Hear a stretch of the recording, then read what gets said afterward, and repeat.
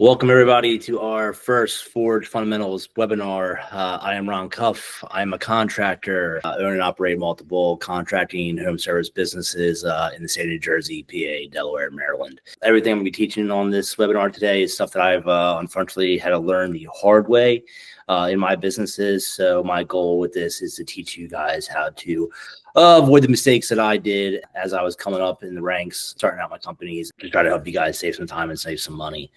Today, we're going to be talking about how to properly estimate a job. Before we can get into estimating a job, it's important to kind of take it back a step and talk about understanding our financial statements. The one we'll be talking about today will be your profit and loss statement, because if you don't know your numbers, how can you successfully estimate a profitable job, right? And the key is profit. With that said, we're going to kind of start off with what is a profit and loss statement. It's pretty much it's a very basic financial document that everybody uses in their businesses, but you'd be surprised how many businesses that I've worked with over the years that are either set up incorrectly or maybe don't even really know what a profit and loss statement is. So real quick, I'm going to do a very simple profit and loss statement. That way you can kind of see what I'm talking about and kind of understand what margins should be. That way you know what you're aiming for when you go to do an estimate. A profit and loss statement, often referred to as a P&L, might be a term you've heard before. The top line of your P&L, which would be your revenue, is all of your income. Some people will call this sales. I don't particularly like calling it sales because a sale could be a job that has been sold but not produced yet. So that could be deceiving when you use the term sales. So I really like the term revenue or income, and that would be any job that was produced, completed, and paid in that month or year.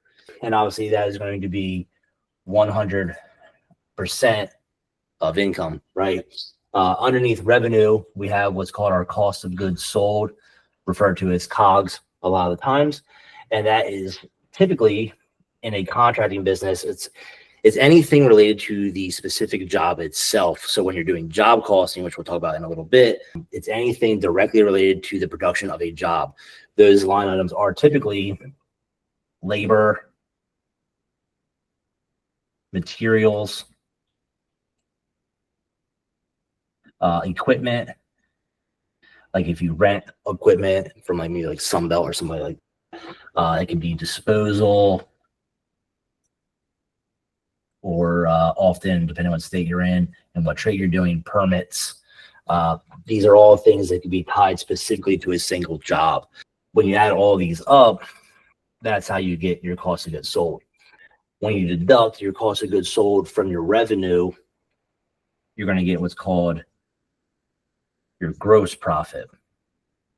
And then depending on how you run your business is how you want to project what you should be getting percentage-wise for your gross profit, okay? On the bottom half of the P&L is your overhead. These things could be an office lease, anybody that's on payroll that's not related to a job, that's not a billable worker, such as maybe a customer service rep, an accountant, a dispatcher, something like that that's not directly to related in a particular job up here. You have what's called your net profit. That's what we call bottom line profit. Okay. So essentially that is after all the bills are paid, jobs are paid for, and everything, what you are left with at the end of the day is net profit, bottom line. All right. When you're trying to figure out how to estimate a job, you have to know what targets you want to hit for your gross profit and your net profit. So you have to start to work backwards. I'm going to give you an example of how I run my businesses. Now, they are more established. We have office spaces. We have management teams, leadership teams, etc. So take that in mind because my businesses might have more overhead than your business, depending on where you're at and what stage of life you're in. Making what you want, depending on how much money you want to make. You might want to make a 50% net profit, and maybe your business calls for that. That's completely up to you. Just have to do the math backwards so you know how to get there. If we try to aim for a 15% net profit, my gross profit, I typically try to aim for 40%. That means the delta here of my overhead is 25%, right? So I know that I never want my overhead to really ever be more than 25% of my total revenue. Now, all these percentages are of total revenue. That's why that's 100%. So my net profit is 15% of my total income. Okay. So I know that these are my targets. All right. So for estimating jobs, we're really going to focus on this one right here, our gross profit. That's going to come into play, like we said, when you do job costing and you're trying to figure out how much you need to make on every job and how your job performed after it's all wrapped up. For this exercise, let's keep it really simple. Let's just talk about labor and materials, because that's the bulk of our jobs. Okay. My material for the job is going to be $5,000. And for easy math, let's say my labor is also $5,000. All right. And we're only going to talk about these two for now. So that would mean the total cost of the job for me, the contractor, is $10,000 my cost, right? That's what I expect to pay. Okay. Then what I see a lot of contractors do, and like I said, I've done this for years and years and just made no money doing it, was I would go that 10,000 times 1.4, essentially 40%, right? Because that was my gross profit target. Okay. So I'm thinking that I'm going to take my cost, I'm going to mark it up 40% by multiplying by 1.4 or 40%, right?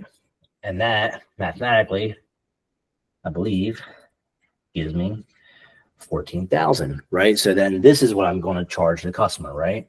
I'm going to say, hey, Mr. Customer, the job's going to be 14,000. It's going to cost me 10. I'm going to walk away with 40% delta or gross profit. Okay. Not the case. Okay. So if we work backwards, right?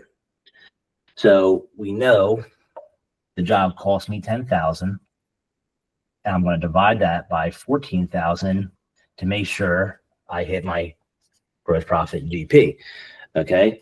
However, when you do that math, you divide 10,000 by 14,000, it comes up to 0.71, which means that $10,000 my cost was 71% of my total charge for the job, right? So obviously, if you do the delta of that, which is 29%, that means my gross profit was 29%.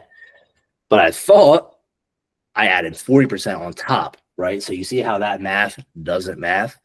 Well, that was the mistake that I made for many, many years that obviously cost me 11% profit on pretty much every single job that I was doing when working with these numbers, okay?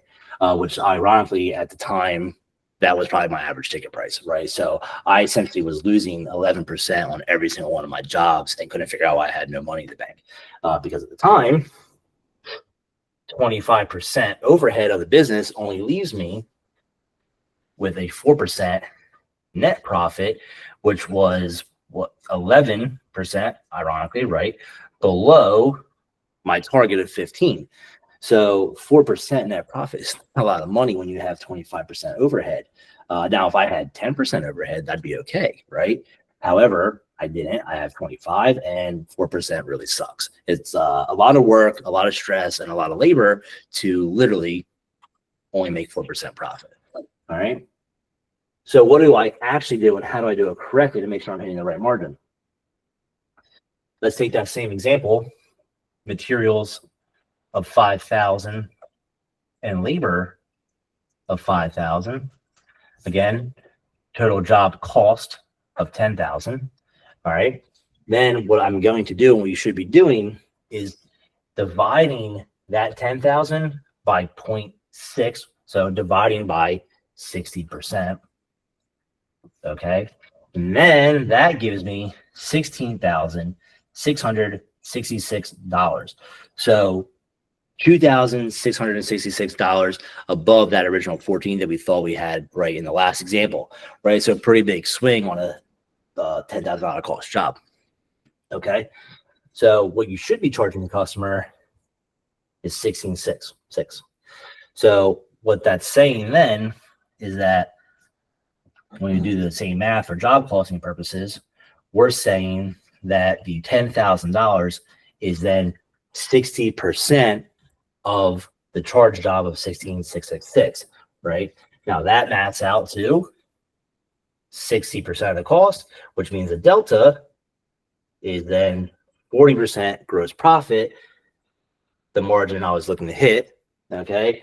Deduct my 25% overhead, and I'm left with my 15% net profit like I wanted to do. So a simple tweak in the way you do math to make sure you're charging the appropriate number on a job is how you end up getting the correct gross profit and obviously net profit for each job you do. So what you should be doing on every job, if you're a good contractor, right, is you should be job costing, like I talked about, every single job that you do, right? So you'd be surprised about all the contractors I've worked with over the years, almost none of them did any job costing. So job costing is important because how do you see if you go the whole year doing it the wrong way, didn't make any money, and you're like, well, why don't I have any cash in the bank at the end of the year? I did all these jobs. I thought I was making money. I had none. It's because you were doing the math wrong. You weren't paying attention as you were going. So you just says for every single job across the board, you should always be adding up your materials, your labor, your equipment, disposal, permits, all of it. So you add it all up. Again, your cost of goods sold for every single individual job. Add it all up. That's our 10,000 divided by whatever it is you charged the customer in our bag example, and then do that math to figure out how much of your cost of goods sold was of the charged amount of the job to get your job profit. And then if you were below and you say, well, I anticipated that, I had all these numbers, what did I do wrong? You see that you weren't hitting the job. So if you do this on every single job, you'll catch and figure out a lot quicker what's going wrong. You'll be able to work it out. However, if you use the example we just used, you won't have that problem. But then if you do the math right, you're hitting it, then you can go back and look at where you messed up here, what was off, or maybe the job took a lot longer, the labor wasn't right, maybe your subcontractor charged you, maybe you forgot to do a change order. So then you should be able to go and see what went right, what went wrong in every single job to make sure that you're always hitting your gross profit margin. So at the end of the year, you made the money you expected to make. So that's how I estimate jobs. It work very, very good for me. I built all my price books this way. And ever since changing that and figuring that out and having to update all the price in my price books that we built out through our CRM programs, we have been able to make a lot more money. We're much more profitable, and we can make actually better business decisions because we are a healthy cash flowing business. So that's that. And then if you go and you actually buy our Forge course, in the sales and estimating course, there will actually be a template where we have done all this for you. We built it out to where you just have to plug and play with these numbers, and it'll spit out what you should be charging for every single job. So we built a template that will spit out the prices for you, so you don't have to keep doing math over and over again. You just plug and play. So that's a template available. And I think we actually might have gave that away for free in one of our offerings the other week. So you probably could go on and just download that for free. So it's a helpful tool. Spent a lot of time developing that on the back end. And I give it to all my sales guys, and they just plug it in when they if it's something that's on our typical price book. So with that, I will open it up for questions, and my proctor Dave is going to let me know what you guys got. Water, can you?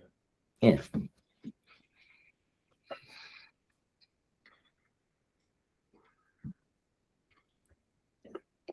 Okay. Question one. How do I compete against lowball contractors without dropping my prices? You don't. So, And repeat the question. yeah. So the question was, how do I compete against lowballing contractors without dropping my prices? So I would not encourage you to, if your business has to hit certain margins, don't sacrifice your margins for a job, right? Because there's nothing worse than going in, trying to win a job on price, and then you get it, and then you're stressing out because you're not going to get money. So essentially, as a contractor, every job you do, you're now left with a liability. So I have never been a fan on winning on price.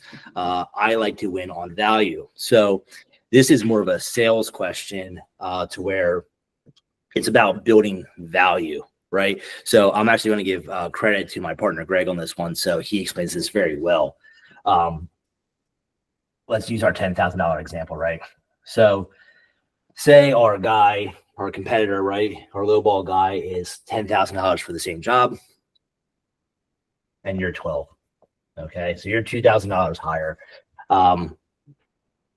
What my partner Greg always says, and he's spot on with this, is you're not trying to sell 12,000, you're trying to sell 2,000, the delta, right? So like, can you add $2,000 worth of value to make that person go with you?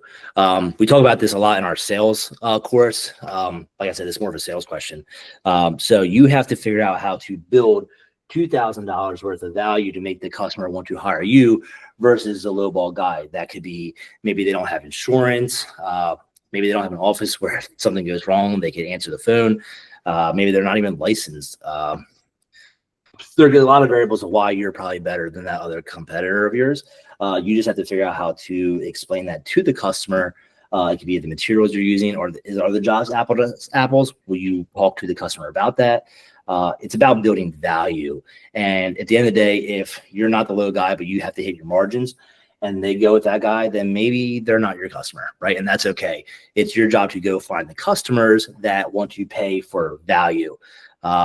Or take the opposite approach and start cutting overhead and make your overhead less so you make a lower gross margin. It's up to you, but I wouldn't suggest the latter because that's not how you scale a business and work yourself out if you want financial freedom or just general freedom.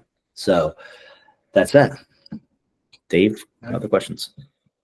Yeah. So another question, how do I transition from paper estimating that I run the whole business on and invoicing to a digital system without screwing up my current workflow? So the question is, how do you transition from paper to like a CRM program or something like that, right? Mm-hmm. So one, download the template, right? So it's never, in my experience, been a cutoff of we're going to go from paper to digital overnight. It just doesn't work that way. There's going to be some growing pains that you're going to have to figure out. So what I suggest and what I typically did in my businesses when we went from paper to digital and tablets and stuff like that was I tested it out with one sales rep, right? So I was fortunate enough to have multiple sales reps, but I tested it out and I tried to work out the kinks first and the bugs. And I made sure that it worked. I tried to break it. I did mock sales calls with my people, gave it to this one sales guy, let them run it first, make sure that worked. Now I ran multiple jobs through that to make sure that the prices in my price books were spitting out were the same as we were coming up with on paper.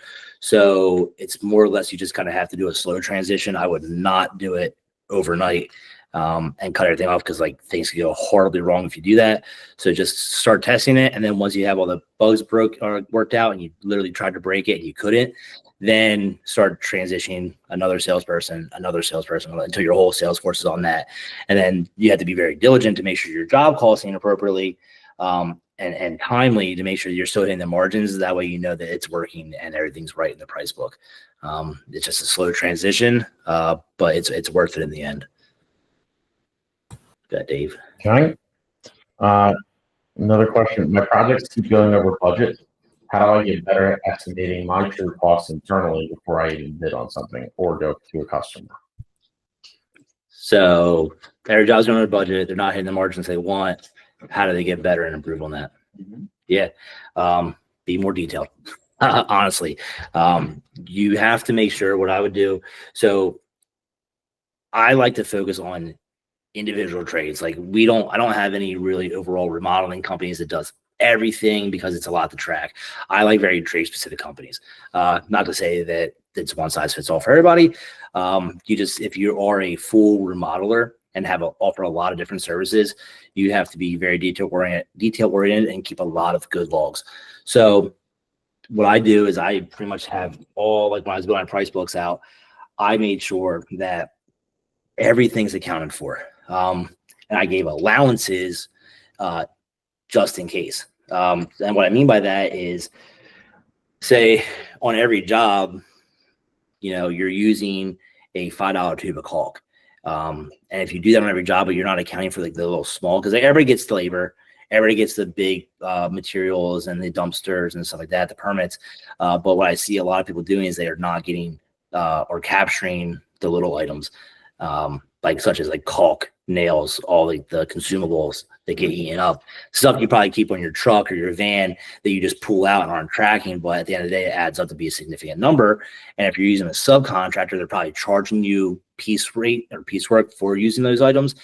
So the labor is often higher, materials typically higher, and you can't figure out why you're going over budget. So making sure you keep track of every single thing. And if you do a trade specific, like the jobs are a lot of times the same. So then I keep a running list to make sure I'm like always accounting for those materials. And then I'm building in allowances for consumables to make sure, and I try to pad it out to where like it's always a worst case scenario. And then I incentivize my staff to try to beat the worst case scenario so we're more profitable. Another issue I see a lot of contractors making is forgetting to do change orders. So first step to be doing a change order successfully is make sure it's notated in your paperwork. In any of your sales forms and paperwork, you should have the potential change orders and the price per change order. If it's like a per sheet of plywood on a wall or a drywall patch or something like that, if you're doing a painting or drywall job, and say, hey, for every sheet of plywood, it's gonna be $100 per sheet, off and on, including materials. That way it's very transparent. So if you're doing a job and you find some maybe rotted sheeting and plywood, that you can set the right expectation with the customer that, hey, we found 2 sheets, it's going to be $200, and we're going to submit a change order. So making sure that, one, you're upfront about the potential of change orders for anything that's unknown, and 2, to make sure you put the change order on the end of the job and it's communicated often and early to the customer. I've seen a lot of companies literally go out of business because they completely, oh, it's fine, I won't do that. Like, I'm not going to hit them for an extra $200, but that $200 on every single job adds up pretty fast. So you want to make sure that you are effectively doing your change orders to make sure that your jobs are staying within the budget if that's the issue you're having. So be detail oriented. Keep a list of all the materials you're using, all the materials that might be used coming out of a truck or a van, and then make sure you're submitting your change orders timely and effectively to the customer. They're the 2 biggest issues I see. David. Any good stories about how not tracking the right stuff costs you a lot of money? Not tracking cost me a lot of money. Yeah. And every single, so it's funny. So when we had first acquired the electrical business and we built out the entire price book, I did it the wrong way. And I mean, we're running 10, 20 service calls a day per department. So we could be running like 40 calls a day. And all my math was wrong. And I couldn't figure out why the department wasn't profitable. And I realized that we had done the math the wrong way. And it probably cost me, I don't know, close to $1 million in less than a year. So it would have been nice to have that math right and get $1 million back. But yeah, just not paying attention often early enough, not job costing to where I realized I was doing the math the wrong way. And it cost me obviously a lot of money. So just, it's always been the math the wrong way because that's how I was taught to do it, multiply by 40%, but it was just wrong. So yeah. Okay. No specific stories. It's just a long time of not paying attention. Got it. And the last question looks like here. Ron, is there a time in the business or that moment, maybe with the first company, that you realized that you had to stop being the person trying to do everything? What was the breaking point, and what was the first major change that made you step back from actually doing the work in the business? That is a really good question. So again, the question was, when was my breaking point to realize I had to scale my businesses and not be the guy doing all the work? It wasn't that long ago. My wife and I had our first child, and he started to grow up. Then we had my daughter, second child, and I was working 5 a.m. to midnight, sleeping 5 hours, 7 days a week. And I was trying to do everything. I had staff, but I was still, I'd say, like a micromanager. And I wanted to make sure that everything was done perfectly and my way, and that I was so forward facing the customers and helping with sales, helping with production. And it was burning me out. And then one night, my son had like kind of a breakdown. I was trying to console him, and he wanted nothing to do with me. And then the next night, my daughter was having a fit. She wanted nothing to do with me. She just wanted their mom. They both just wanted their mom. And it was the back-to-back days of my kids absolutely wanting nothing to do with me. So when I realized that like I had missed the first couple of years of my kids' lives, and they just wanted, again, nothing to do with me, it really broke my heart. And that's when I figured out that I had to get my shit together and scale the business the right way, spend some time more time with my family. And that meant delegating to the people that I'd hired. That I had great people, and I was actually limiting them because I was trying to do everything myself and not letting them do what I hired them to do. So the turning point is when my family essentially just kind of wrote me off, because I was working so much, and I needed some freedom to spend time with them and be a good father and a good husband. And that was my breaking point. And that's when my businesses actually really took off, because it allowed me to delegate and let the people who I hired to do the good things. And the businesses have never looked back. So that was my big story, my big moment. Yeah, that's a good question. Okay. I got one more that came in. Since you worked with a lot of contractors and helping them, what are the top 3 to 5 actual mistakes that you see that put them out of business or keep them kind of working for a job? Is there anybody specific that you kind of fixed by hand and now they're crushing it? Yeah. So, all right. Specific examples of contractors I worked with that were doing things wrong. What are the big mistakes, and how have we turned them around to help them make some money? I won't give company names because I am under NDA for a lot of these companies. But I could tell you I've actually worked with a painting company pretty close for years and years. And they were not keeping clean financial statements and understanding how to set up a chart of accounts for the profit and loss statement wasn't allowing them to actually see how much money they were making or losing. And they thought they were making a lot more money than they were. But when we reorganized their chart of accounts in their QuickBooks software and set it up the way it should look with accurate GP, actual cost of goods sold, and stuff like that, they realized they weren't making any money at all. And most months were actually losing money. So getting clean financials set up and actually understanding how to read a profit and loss statement and how it should look. And then again, allow them to charge the right amount of money for their jobs. And they are now doing more revenue better than ever. And then they're making more money now to where I think they are like a $1.2 million painting company, and they're doing over $500,000 in profit right now. So that was a big turning point. The other big one that I'd say that I saw was I had one contractor in Florida. They were a paper sealing company. They were running a bunch of Facebook ads, and they weren't paying attention to how well those ads were converting. They just knew they were spending a lot of money, but their cost on those ads were so high, they actually weren't making any money on those specific jobs that came from that lead source. So they were actually losing a bunch of money because the money and the profit they were making on those jobs was actually less than it cost to get that lead.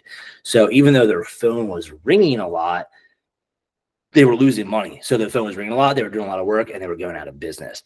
Luckily, we caught that, and they started working with me before they went out of business. And the first thing I had them do was like kill the Facebook leads for now, and then figure out how to get other leads because they weren't profitable. So just because their phone was ringing a lot and they're doing a lot of work doesn't mean they're necessarily making money because they weren't paying attention to how much it costs that lead. So you have to be able to track your marketing, track your lead sources, and track how much they're costing you versus what you're charging to make sure those jobs are still profitable. They were really close to going out of business. They had no idea why, because the phone was off the hook, but they just didn't understand their numbers again. So a lot of these lessons about coming out of business are the fact that like people just don't know how to track and understand financial statements, which as contractors, we know how to do the work really well, but the finances tend to elude us. So getting some basic understanding of financial statements and job costing could save your business tremendously. So learn your financials. That's super important. Learn how to job cost. So any more questions? Wrap it up. That's it. All right. Well, I'd like to thank everybody for joining our first webinar. I am very sorry if I'm not that good looking and you have to deal with me. So hopefully that was helpful. If you're looking for some more work or go download our course, you go to goforgenow.com. And if you put in the keyword webinar, go to the code webinar, you'll get 10% off the course. So hopefully this was helpful for everybody, and we'll see you in a couple weeks for the next one.